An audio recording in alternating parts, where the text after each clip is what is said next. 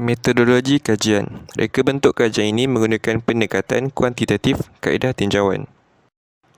Kaedah kajian ini dipilih kerana ingin mengenal pasti isu dan cabaran belajar dalam talian di kalangan pelajar IPTA. Kaedah kajian ini menggunakan soal selidik yang dibangunkan sendiri menggunakan Google Form dengan skala Likert 5. Berikut merupakan kandungan instrumen soal selidik yang terdapat di dalam Google Form.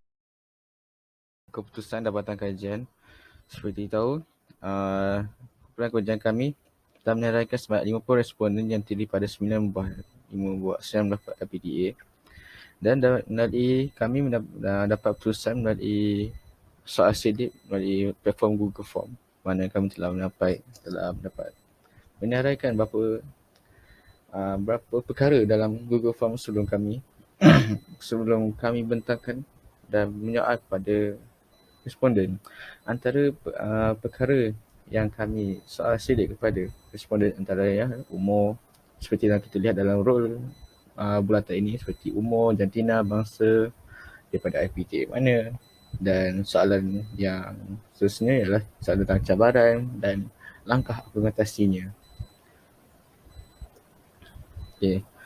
Untuk dapatan kajian, seperti tahu, melalui hasil dapatan kajian kumpulan kami mendapati daripada 35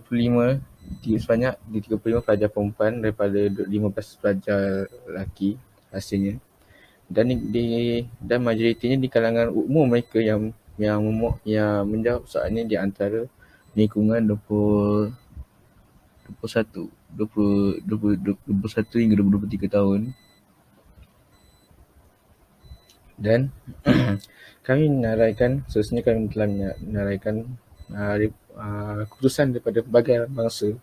Seperti dilihat, kita ada majoriti ni yang berbanyak, peratusan menunjukkan paling banyak adalah bangsa Melayu, seperti bahasa Cina, India, Bangsa Sabah, Sarawak, dan kita dapati seorang daripada India Muslim.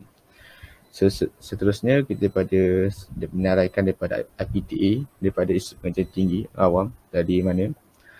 Dan kita lihat majoriti yang mendapat majoriti yang tertinggi adalah daripada Institut Kebahasaan Malaysia, UKM, dan diikuti daripada USM, UiTM, UUM, UNIZA, UMK, UTM, dan terakhir sekali daripada Politeknik.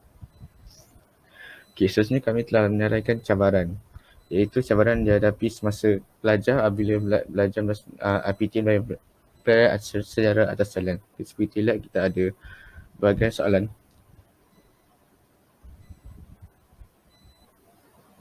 Kita telah menyarahkan 10 cabaran tentang pembelajaran secara atas talian oleh di kalangan pelajar IPTA. Dan hasil tersebut kita lihat, kita mendapati secara skor min, kami membuat penilaian mengenai skor minimum itu banyak, secara keseluruhannya 3.56, iaitu interpretasi skornya adalah sederhana tinggi.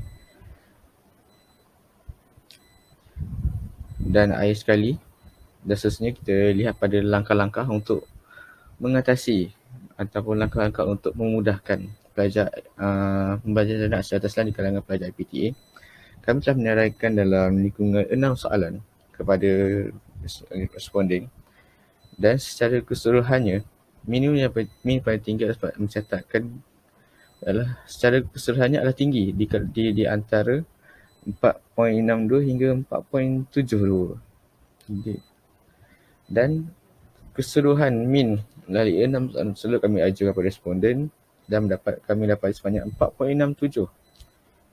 Itu tinggi, itu mencatatkan tinggi, diikuti dengan interpretasi adalah tinggi juga.